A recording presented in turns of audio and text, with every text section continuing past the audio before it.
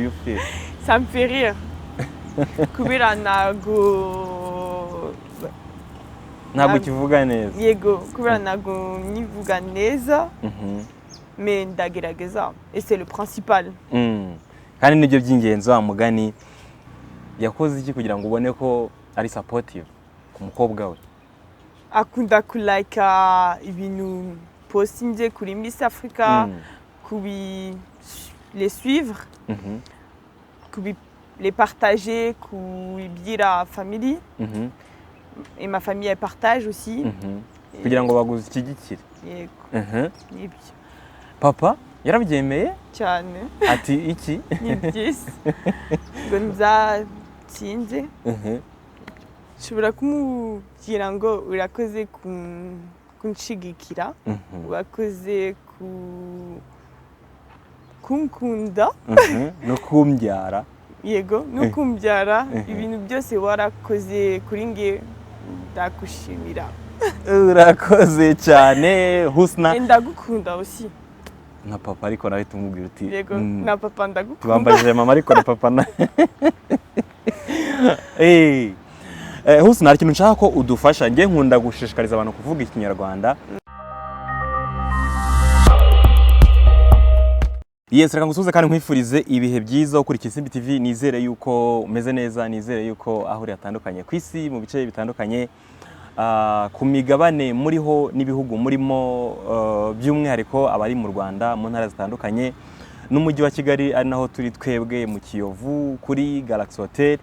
Ikaze ku makuru n'ibiganiro bya Isimbi TV. Nkuko bisanzwe iyo Nyagasani yaduhaye ubuzima, yaduhaye imbaraga, tubagezaho ibiganiro n'amakuru mu buryo buri wese yifuza cyangwa se mu buryo tubashije. Nkwibutsa ko Galaxy Hotel bafite ishami i Rubavu, n'ahantu heza cyane cyane cyane.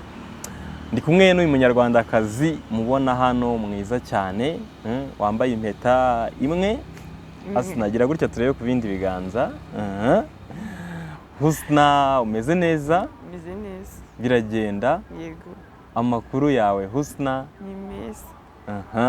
Wagira ngo urakonje? Oya. Umeze gute? Meze neza. Okay. Bibwire abantu, hari abantu benshi bagukurikiye barashaka kumva amazina yawe, uwo uri we mu magambo magufi. Okay. Nitwa Sinderibuye Urujeni Husna. Mfite imyaka 21 ans. Makumyabiri n'umwe. Ntuye muri France, ahantu bita Rennes. Ukaba uri umunyarwandakazi? Yego. Ibisubire muti ndi umunyarwanda. Ndi umunyarwandakazi. Voilà. Nibyo ngibyo. Arakoze cyane Sinderibuye Urujeni Husna. Muraza kumenya byinshi birambuye mu kanya gato. Ni umunyarwandakazi uba muri diaspora y'Ubufaransa mu ntara ya 6 y'u Rwanda, mu mujyi witwa Rennes. Abatazi igifaransa tubyita Rennes. R na R. Birigoranye cyane kubivuga. Aba mu mujyi wa Rennes mu Bufaransa.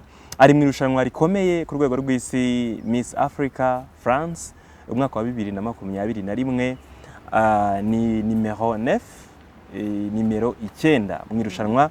Mukanya muraza kumenya uko mugomba kumushyigikira kugira ngo idarapo ry'u Rwanda rizazamurwe iki gihe natsinda.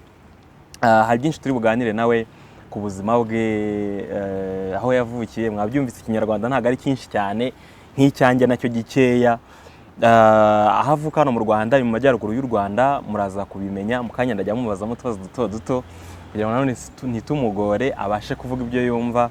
Umunyarwandakazi uri proud, ni umunyarwandakazi ubyishimiye, kandi nayo mpamvu yagiye muri iryo rushanwa ku itike y'u Rwanda. Muraza kumenya byinshi kuri we Husna. Yego. Nizere ko ibyo nari ndimo ndavuga wabyumvise. Wabyumvise? Yego. Navuze ngo iki? Ngo urakora presentation kuri ngewe, urabwire ikintu ukora, ibintu byinshi. Nibyo ngibyo. Witwa Sinderibuye Urujeni Husna, ufite amazina 3. Yego. Kubera iki? Sinderibuye ni izina ya papa. Urujeni Husna ni zange. Ni na yawe. Yego. Voilà. Nibyo ngibyo. papa aheruka intangaha ryari mu Rwanda? hashize imyaka ibiri Mhm. yavuye mu Rwanda muri vacances nibyo. Mujya muza muri vacances mu Rwanda? Yego. Ijwi ugerageze uvuge aho tuva. Ok. Mhm. On vient souvent en vacances ici. Mhm. Il était là il y a 2 ans. Mhm. Là, cette année, je suis venue avec ma maman Mhm. pour les vacances. Ok. Et on va rester 1 mois. Ok. Papa na mama bari aho bameze neza? Bameze neza. Aha. Muri France aho mutuye muraturusha iki mu Rwanda? Aho ngaho Rennes muraturusha iki hano i Kigali? Ni iki biri spécial muri Rennes tudafite hano? J'ai comparé un petit peu. Mhm. Il n'y a pas beaucoup de choses qui sont différentes. Après, ici, c'est l'Afrique. Mhm. Et là-bas, c'est la France. Donc, il y a certaines évolutions qu'il n'y a pas ici et qu'il y a là-bas. Mais le Rwanda, il y a beaucoup de choses. C'est très évolué. Mhm. Ubishingira kuki uvuga ko u Rwanda ruri evoliwe cyane? Le système du pays, Mhm. comment ça marche, la propreté, Mhm. la technologie, Mhm. le fonctionnement de la vie, je dirais en général. Ibintu ni fresh. Okay. Uri mu irushanwa Miss Africa France, ni irushanwa rikomeye cyane. Kubera iki warigiyemo? Ntabwo ndavuga kuri biography yawe, uri reka mbanze numva impamvu wagiye muri iryo rushanwa. Narabigiyemo kubera kunda ibintu bya beauté. Mhm. Et je me suis dit pourquoi pas moi, c'est quelque chose que j'aime. Mhm. Je regarde Miss Rwanda, Mhm. Miss France Mhm. et je me suis dit let's go. Mhm. Voilà. Muri Miss Rwanda abakobwa babaye ba Miss Rwanda dans les années passées batandukanye uhereye kuri Bahati Grace, Kayibanda Mutesi Aurore n'abandi bari inyuma, Mutesi Jolly n'abandi batandukanye. Wowe ukunda nde byihariye? Byihariye. J'aime beaucoup la Miss qui est là, celle de 2020. 2020. Ishimwe Naomi. Yego cyangwa ni niwe uvuze? Yes. Ishimwe Naomi ni 2020. Oui, 2020. C'est celle de 2020. Pourquoi? J'aime beaucoup. Ni mwiza. Ni mwiza. Mais enfin, les choses qu'elle faisait, les idées qu'elle a proposées, bah, j'ai bien aimé. Son élocution, ce qu'elle pensait. Okay. Reka dusubire inyuma kuri biographie ya Husna Urujeni Sinderibuye. Wavukiye i Musanze? Yego. Hehe? Mu mujyi wa Musanze hehe? Hehe? Muhoza. Muhoza? Yego. Donc ni mu mujyi wa Musanze neza. Yego. Urahibuka tugiye wangezayo mu rugo aho mwavukiye? Yego, nshobora kukugezayo. Nshobora kungezayo. Quartier urayibuka? Gakeya. Gakeya. Uheruka ryari? Musanze? Muri 2017. Muri 2017 wagiye? Nzasubirayo. Uzasubirayo? Waragiye mu duki? Kureba famille. Donc wafite abafamiliye? Yego. Bande na bande?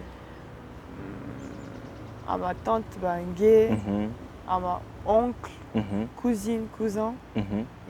Okay.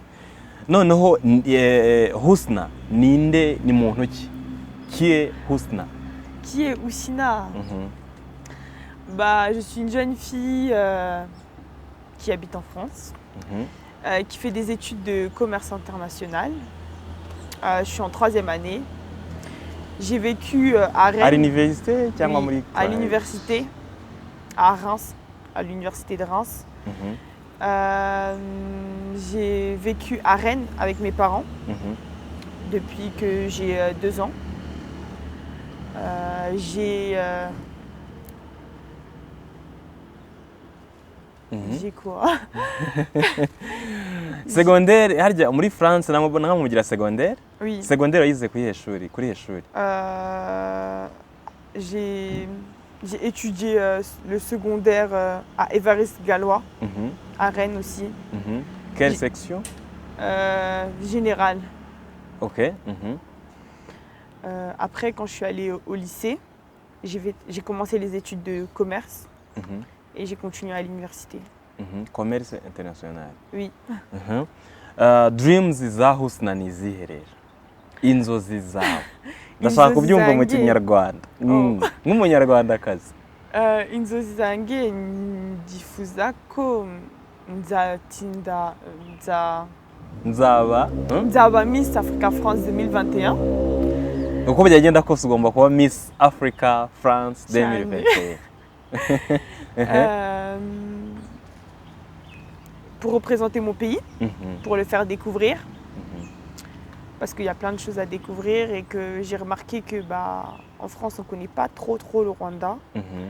Donc ce serait un rêve pour moi de faire découvrir mon beau pays. Voilà. Ok. Wavuze ko ukunda cyane ibintu bijyanye na beauté. Ukunda amarushanwa beauty pageant. Ni amarushanwa yagiye atuma nyine wumva bikunze, wakurikiye Miss Rwanda mu gihe gito gishize. Nkeka ko A21 biragoye ko waba warakurikiye amarushanwa yo muri 90 ntago byakunda, ariko nibura hari amarushanwa wagiye ukurikira y'ubwiza.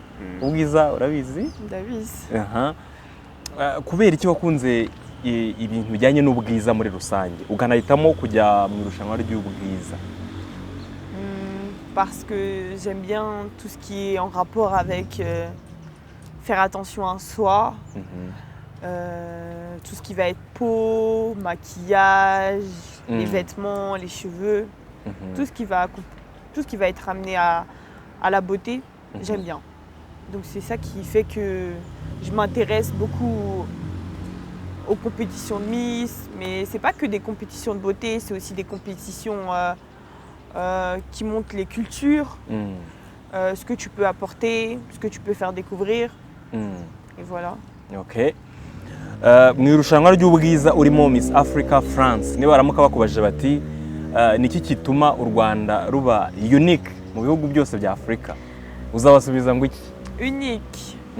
Nzabasubiza ko u Rwanda dufite ingagi, dufite amakolini, les montagnes, imisozi, amapaysage meza, abantu beza, abakobwa beza cyane.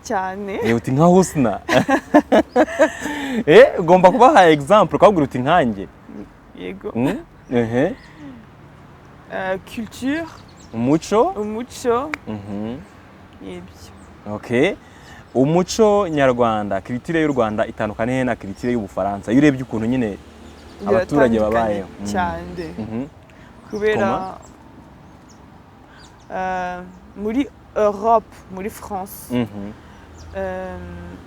tu peux pas comparer la culture rwandaise à la culture européenne ou à celle de la France parce que c'est très différent. Parce que en France, on est plus du genre à faire ce qu'on veut, comme on veut, alors que, par exemple, la culture rwandaise, il y a des codes. Mu Rwanda warujye kuvuga mu Kinyarwanda rero. Mu Rwanda hari code, hari umuco spécifique. Et en France, il n'y a pas forcément ça, il n'y a pas de culture spéciale. Par exemple, comment tu dois te comporter ou autre, il n'y a pas ça. En France, tu te comportes comme tu veux, alors que au Rwanda, c'est pas pareil. Muri iryo rushanwa ry'ubwiza, Husna uzitwara tu vas te comporter comme umunyarwandakazi cyangwa une française? Je représente le Rwanda, donc comme une Rwandaise. Uzitwara nk'umunyarwandakazi. Reka nkubaza aka kantu, Husna kubera iki atamenye Ikinyarwanda neza kandi papa na mama ni abanyarwanda buzuye bavukiye i Musanze? Kubera j'ai vécu en France, je suis née au Rwanda et je suis partie quand j'avais 2 ans. Ce qui fait que j'ai grandi en France toute ma vie et que en France on parle français à l'école, dans la vie de tous les jours. Mais mu rugo tuvuga Ikinyarwanda. Et c'est pour ça que je comprends et que j'essaye. Ufite ba petit frère cyangwa ba petite sœur? Yego. Bavuga Ikinyarwanda? Baracyumva, mais gusubiza biragoye mais turagerageza. Muragerageza kabisa. Papa na mama ariko babashishikariza kukivuga. Mu byitwaramo gute kugira ngo nibura iki ngiki gike uzi ubasha kukivuga? Mu rugo turagerageza kukivuga. Comme ça on essaye d'apprendre et de s'habituer à la langue. Comme ça un jour on va bien parler. Wumva bimeze gute iyo uri muravuga ikinyarwanda? How do you feel? Ça me fait rire. Kubera ntabwo kivuga neza. Yego, kubera ntabwo nyivuga neza. Mais ndagerageza et c'est le principal. Kandi nibyo by'ingenzi wa mugani. Ukijya mu irushanwa mama yabaye supportive kuri wowe cyangwa ntabwo ahise abyemera? Non, yarabyemeye cyane, arabikunda. Ku munsi wa mbere ubimubwira rero. Bwa mbere ubimubwira mama yakubwiye ngo iki ukimubwira uturumva ari Miss Africa France kandi mfite imyaka na bya bindi byose basaba. Yarambwiye ngo ni byiza cyane ngo aranshigikiye. Aragushyigikiye yego. C'est l'essentiel. Aragushyigikiye. Ibyo yabikubwiye mu magambo. Hanyuma mu bikorwa yakoze iki kugira ngo ubone ko ari supportive ku mukobwa we? Akunda kulika ibintu postinze kuri Miss Africa, les suivre, les partager, kubibwira famille. Et ma famille elle partage aussi. Kugira ngo bagushyigikire. Yego. Papa yarabyemeye cyane. Ati iki? Ni byiza. Ngo nzatsinze. Ubu ugeze kuri stage rero muri Miss Africa. Turi muri demi-finale. Ça va se dérouler le 9 octobre à Paris. On est 20 filles. Devant le jury cyangwa online? Devant le jury, mais online aussi, tu peux suivre online. Imbere ya jury ubwo muza nibiki mukora? Tukora défilé, tukora questions. Ils nous posent des questions, on répond, on danse. Uzabyina kinyarwanda urabizi? Oya, ntabwo mbizi. Kubera iki? Wagomba kubyiga hanyuma ugahita ubatungura ukabereka ko uri umunyarwandakazi. Mais ndagerageza, mais c'est pas parfait. Donc c'est ça. On va montrer la culture aussi. Et le jury va prendre 12 filles pour les amener en finale. Et la finale, ce sera en décembre. Ok. Aba ni fresh kabisa, mwabyumvise ari muri demi-finale kugira ngo ajye kuri finale basaba support ya buri munyarwanda kubera yuko ni umunyarwandakazi wavukiye mu Rwanda ahamara imyaka 2 gusa ahita ajya kuba mu Bufaransa ariko yihata kuvuga ikinyarwanda no gukunda u Rwanda by'umwihariko ari nayo mpamvu yagiye ku itike y'u Rwanda yagenda ku itike y'Ubufaransa. Kubera iki tutagiye ku itike y'Ubufaransa? Kubera ndi umunyarwandakazi ariko uri n'umufaransa kazi. Yego. Mais narashatse représenter mon pays. L'endroit où je suis née, mes racines, mon sang. Mes 2 parents, c'est des Rwandais, donc... Nawe uri umunyarwanda? Yego. Uvuga uti ndi umunyarwanda? Ndi umunyarwanda. Kazi. Ufite abavandimwe bangahe? J'ai un petit frère. Mu kinyarwanda? Mfite musaza wanjye mutoya. Umwe, babiri, bangahe? Umwe. Hagakurikira yewe. Musaza wawe mutoya? Hakaza wowe Husna? Yego. N'umukuru, umusaza umwe. Hagakurikiraho sister wanjye. Murumuna wawe? Enfin, murumuna wanjye. Ni mukuru we? Ni grande sœur. Donc tugende mu buryo buri ascendante cyangwa descendante? Ascendante. None reka mu buryo buri ascendante habanza duhereye ku muto. kumuto. ni umuhungu. Ni umuhungu afite 7 ans. Oh. Hari ngewe. Hari grand frère. Umusaza wawe, umusaza wanjye mukuru. Hari murumuna wanjye mukuru. Oya, uwo ni mukuru wawe w'umukobwa. Mukuru wanjye ni umukobwa. Hari uwundi mukobwa mukuru. Na big brother. Umusaza wawe. Umusaza wanjye mukuru. Niwe mukuru muri famille? Yego. Muri famille wa kangahe rero? Ubwo tugiye mu buryo buri descendante. Uri wa kangahe? Nibyo? Muri descendante. Uri wa kabiri duhereye kuri mukuru wawe. Oya, tuhereye hasi. Oya, duhereye mu buryo descendante nyina nukuva hejuru? Okay. Umanuka. Ndi wa 1 2 3 4 wa kane. Uri wa kane. Mwabyumvise uburyo bwo kugusapotinga no kugutora rero bigenda gute? Husna, Urujeni, Sinderibuye. Amazina ya Kinyarwanda kabisa. Niri ukunda muri ayo ngayo nyine aho ngaho. Urujeni. Bisobanura? Ni ikintu kiza. Quelque chose de rare.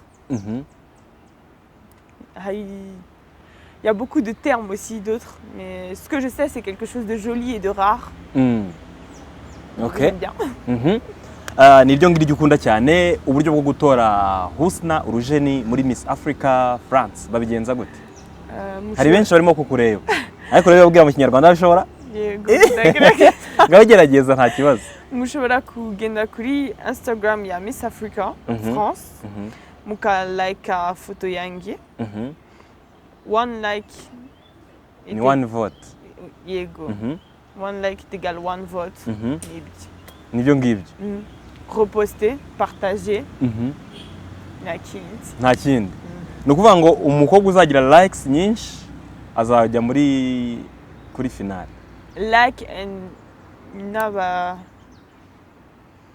les critères du jury lors de la compétition. Donc ukuriya muzajya imbere ya jury ibisubizo uzatanga ariko na social online platforms bigaragara. Ni icyo ukunda cyane mu Rwanda kurusha ibindi bihugu wagiye ujyamo? Urujeni, Husna. Le paysage.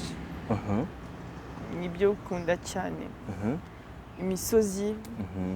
C'est très joli. C'est ce que j'aime le plus ici, le paysage qu'il y a. C'est très très différent. On ne peut pas trouver un autre pays où il y a autant de collines, autant de paysages. Et c'est ça que j'aime bien. Le climat aussi, il est très très bon. Il ne fait pas trop chaud, il ne fait pas trop froid. Ça va. Il est tempéré? Oui. Buriya nibyo ra tugira climat il est tempéré cyangwa? Moi je dirais que c'est un climat tempéré. Il fait pas très très chaud, il fait pas froid. C'est bien. Climat y'i Kigali itandukanye n'iya Musanze? Harashushe Kigali cyane kuruta Musanze. Musanze hameze gute? Hameze bon mais harakonje gatoya. Okay, harakonje cyane ahubwo. Ça va. Ninde wakubereye icyitegererezo, role model wawe muri beauty pageants zitandukanye wagiye ubona?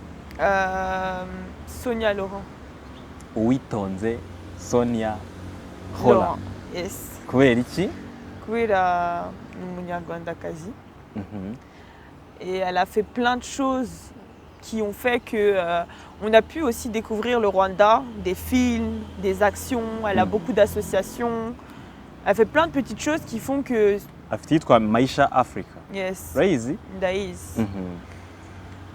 Qui font que on peut découvrir, par exemple le Rwanda, mais ça aide aussi certains pays. Et je trouve que c'est très très bien. Ok. Yabaye Miss France mu 2000. Nawe wumva rimwe uzajya muri Miss France? What does it take kugira ngo umuntu ajye muri Miss France? Nawe wumva ufite izo nzozi?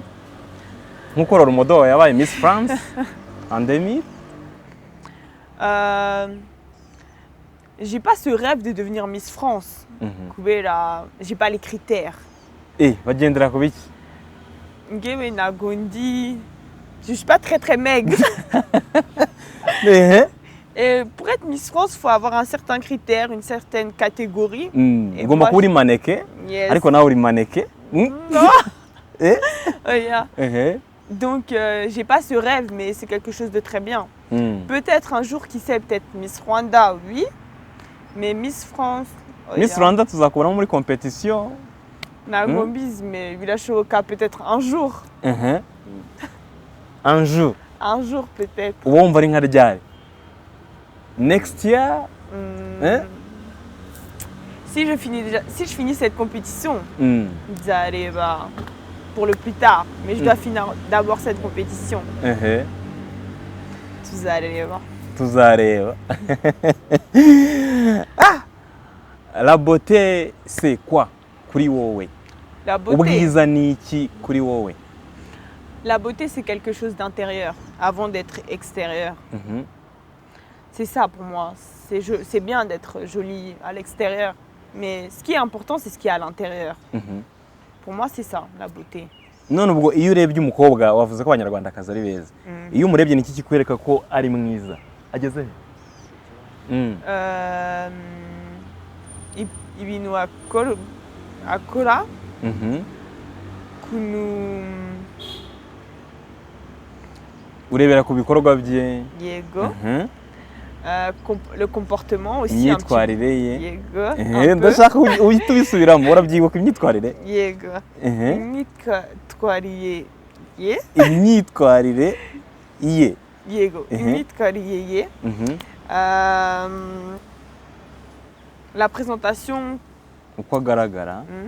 Reka tubivuge mu Kinyarwanda noneho. Uko agaragara. Reka tujye gusubira inyuma tubivuge. Ureba ubwiza bw'umunyarwandakazi kibukwereka ni iki? Ibikorwa? Ibikorwa akora. Imyitwarire ye. Kuntu agaragara. Nibyo ngibyo. Ibikorwa bye, imyitwarire ye nuko agaragara. Ni ukuvuga ngo ibimuranga inyuma akora byiza kuri societe, umutima we, noneho na housing. Yego. Mwirushanwa ninde mu judge? Niwe mu judge waguhaye compliment yatumye wumva ugize imbaraga mwirushanwa?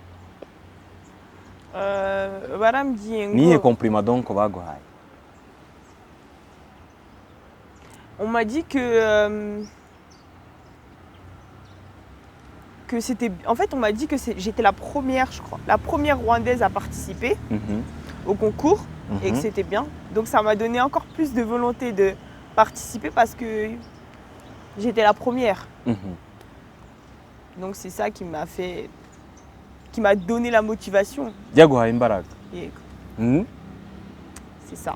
OK. Mu Bufaransa ho mutuye, u Rwanda baruvuga gute cyangwa baruziho iki?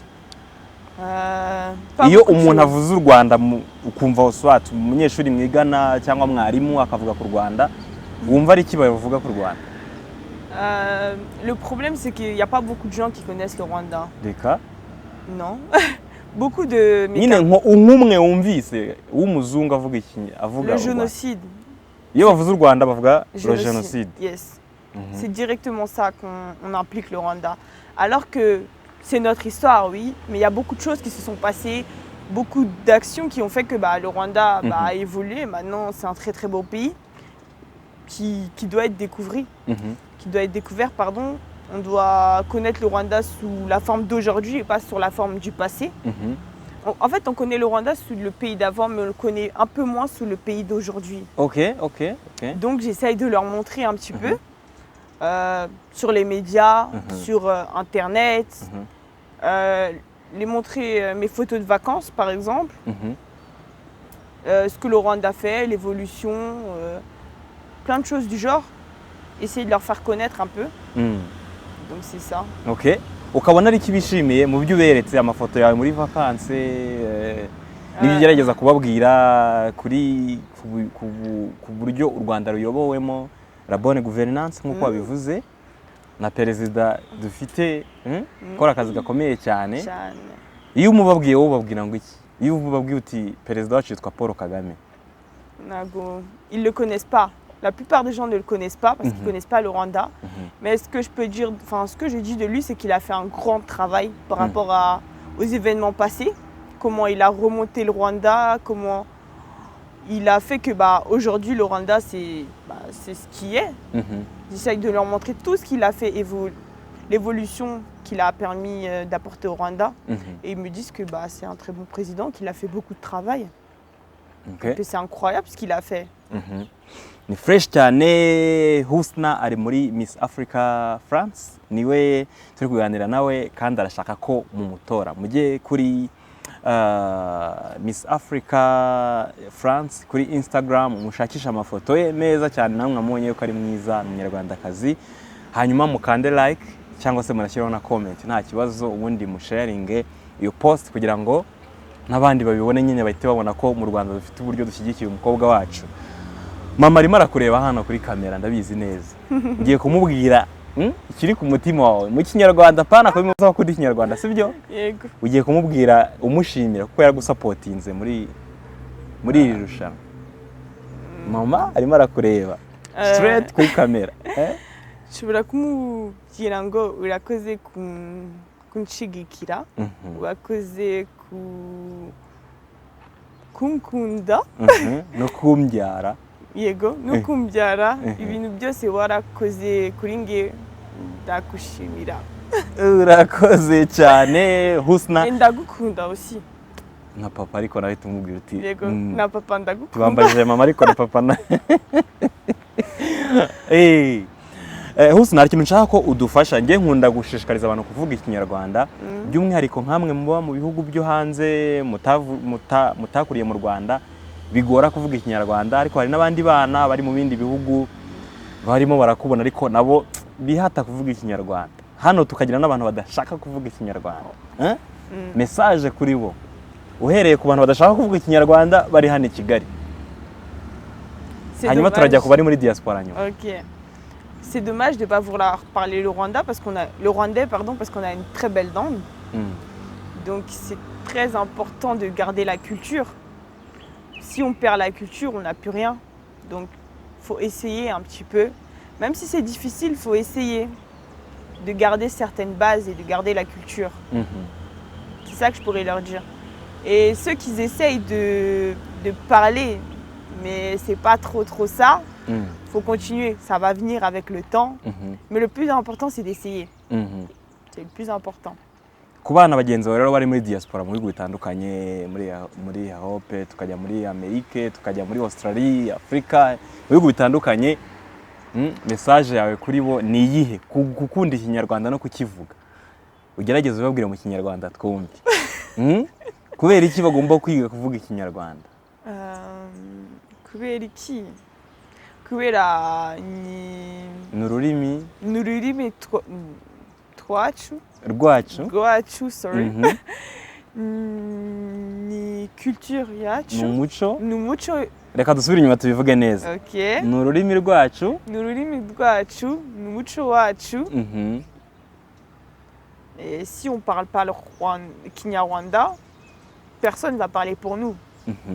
Donc c'est à nous de faire ça kubera turi Abanyarwanda. OK.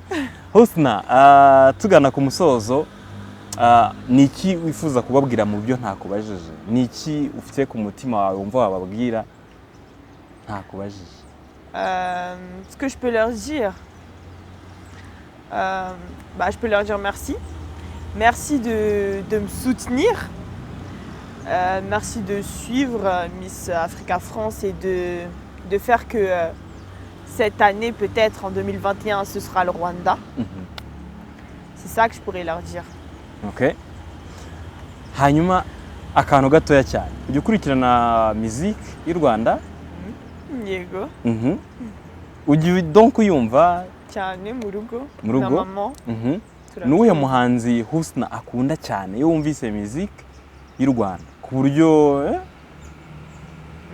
bumva biryoshye kumva indirimbo ze? Hari abahanzi menshi nkunda me umuhanzi nkunda byihariye